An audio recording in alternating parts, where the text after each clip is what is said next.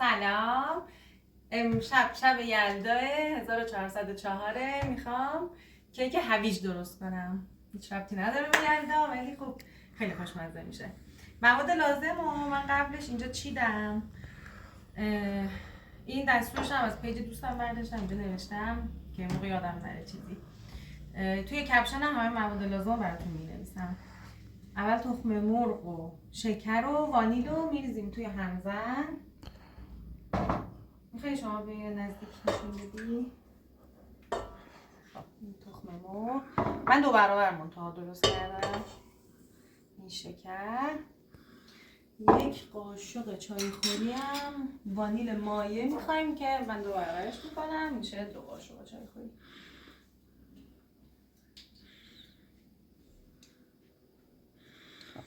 یک، اینم 2.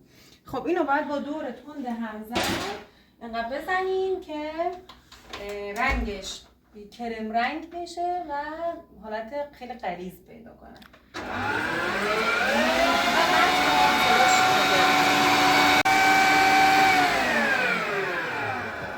خب تقریبا 5-6 دقیقه گذشت. نکنید چجوری شد بافتش، هم پف کرده هم رنگش کرم شده. خب از اینجا به بعد دیگه با همزن کار نداریم. همزن بذاریم کنار.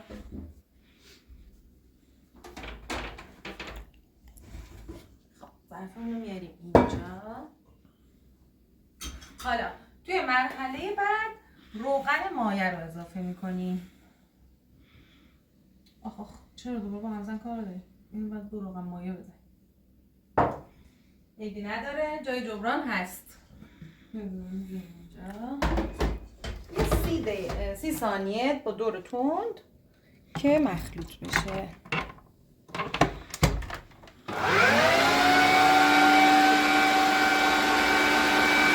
این 30 ثانیه هم زدیم دیگه، واقعا اینجا به بعد کاری نداریم با همزن. حالا میریم چیکار میکنیم؟ هویج رنده شده رو من دیگه از قبل رنده کردم که وقتمون نگیره. هویج رنده شده رو بهش اضافه میکنیم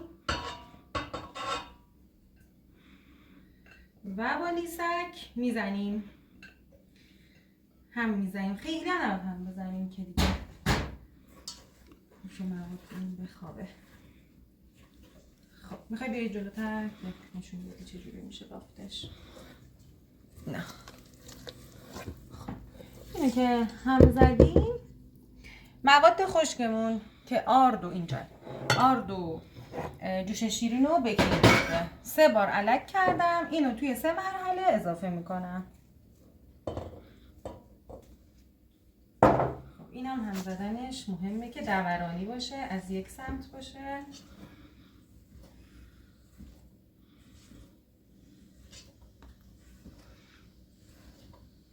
راستی فرم همیشه میاد کیک درست کنید هم اول کار فرتون رو روشن کنید گرم بشه که دیگه معطل گرم شدن فر نباشید.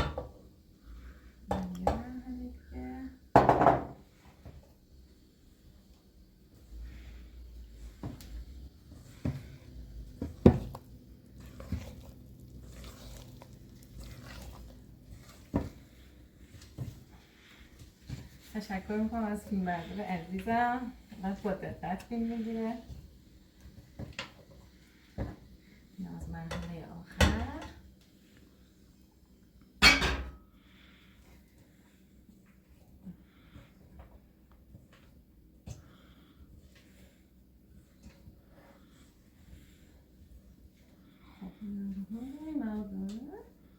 در آخر هم دارچین و گردو رو اضافه میکنیم.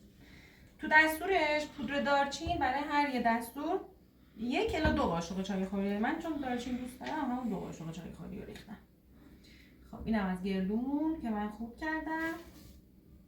اینم دارچینمون، اصلا عطرش به این دارچین است، خیلی خوش عطره.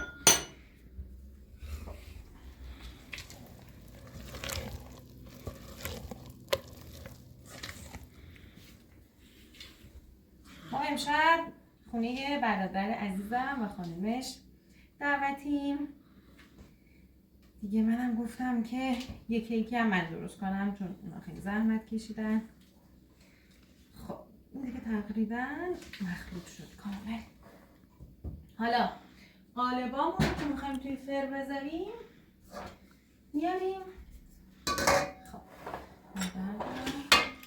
این قالبا مال دوران بچگی خودمه، مامانم از اینا استفاده میکرد، همیشه تو اینا برامون کیک درست میکرد.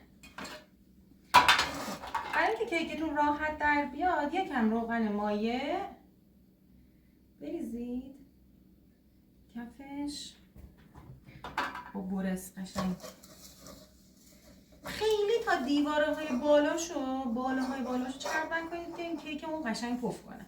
وقتی تا بالا چرب کنید این کیک خیلی اونجور که باید پف نمیکنه. خب بعد اینا روغنام یه خورده آرد میپاشیم که راحت جدا بشه.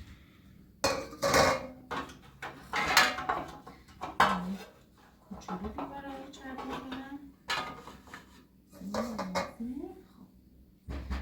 میکنم با دستان مبارک میریم تو آرد و میخوای جلو نشون بدی یکم آرد پچی میکنیم.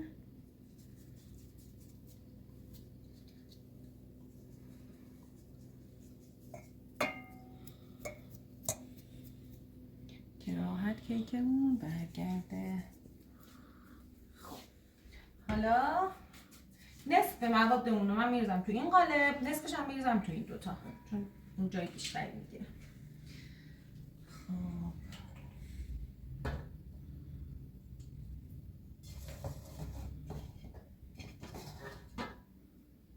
همیشه 1/3 سر قالب رو خالی بذارید که کیکتون جای پف داشته باشه.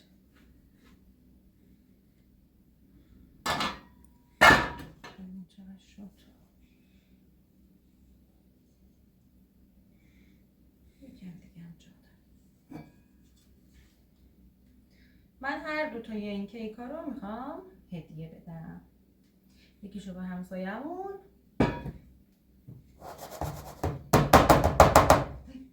صدایی کردم ببخشید، یکیش هم ببرم خونه برادرم.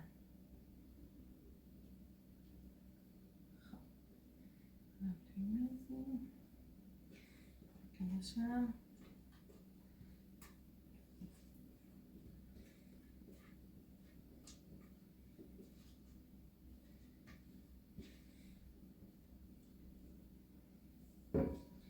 لیسک قشنگ تهیه در بیارید که موادتون حروم نشه.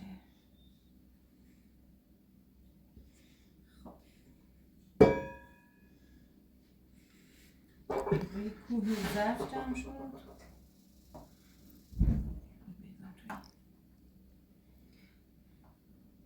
همیشه موادتون رو که میریزید توی قالب سعی کنید یک نواخت پخش کنید، پخش بشه توی کل مواد، توی کل قالب. و چیکار کنید؟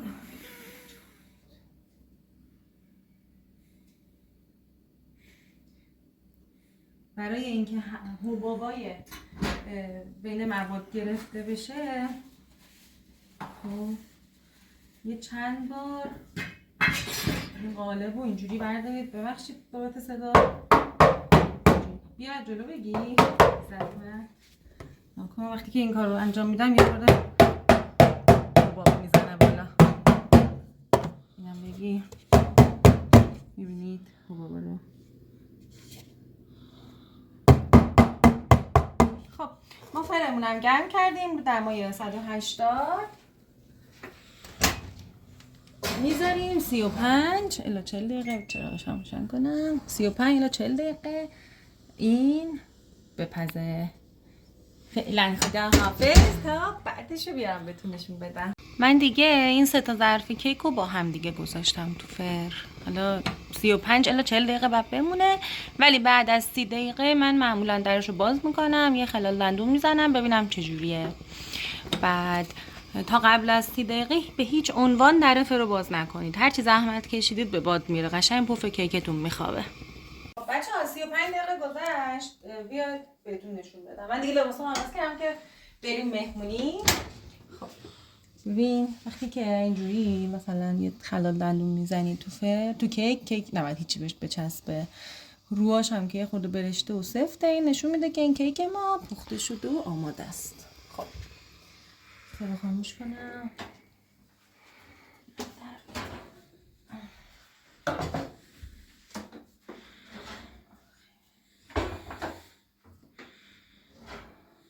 خب برای اینکه کیکمون راحت تر در بیاد بهتره که یه خورده باید زمان بدیم. من چون عجله دارم نمیتونم زمان بدم. بذارم اینجا کیکو ها که تو بهتر بگیری.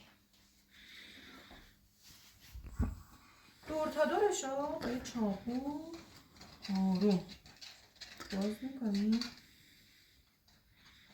شاید که در بیاد. دیرم شده.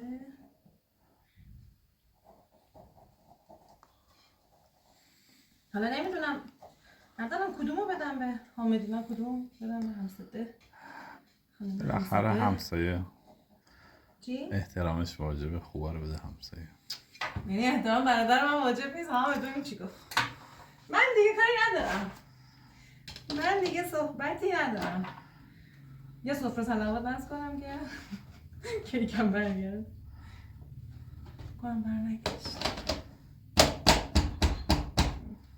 بچه تمام نکاتی که گفتم رو رعایت نکنید چون برنگرد.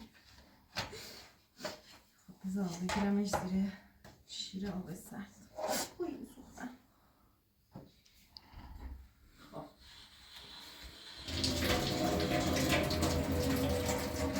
اگه عجله نداشتم میذاشتم قشنگ خودش در میومد چون داغه.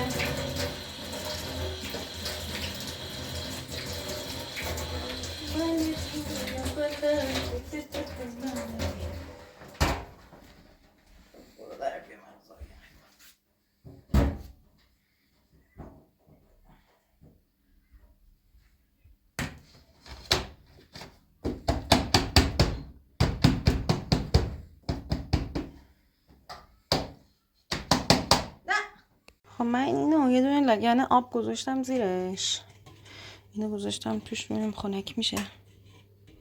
دوستان عزیز مستطیلی ها انقدر زیبا در اومد. خب ولی این عاقبت عجله میشه. اینو میخواستم بدم به همسایه‌مون دیگه، واقعا چون احترامش واجبه دیگه روم نمیشه اینو بهش بدم. اینم میمونه خودم مرد الان میخوریم. اینم میبرم برای امشب. خودتم بگیر اینجا. بیسکی منی شاها بگویه یلداتون مبارک. خوبو نمیدم. اینم میزی که زن داداشه عزیزم تدارک دیده. به به به. اینم آقای شاهانه.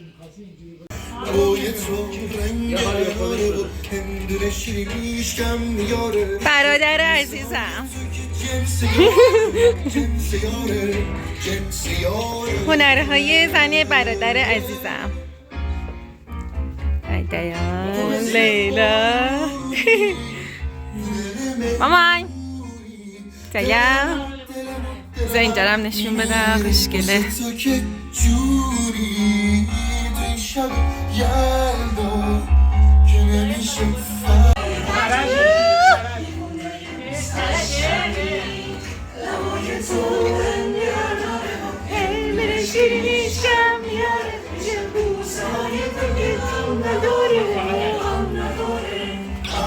آخ عشقمه دورت بگردم.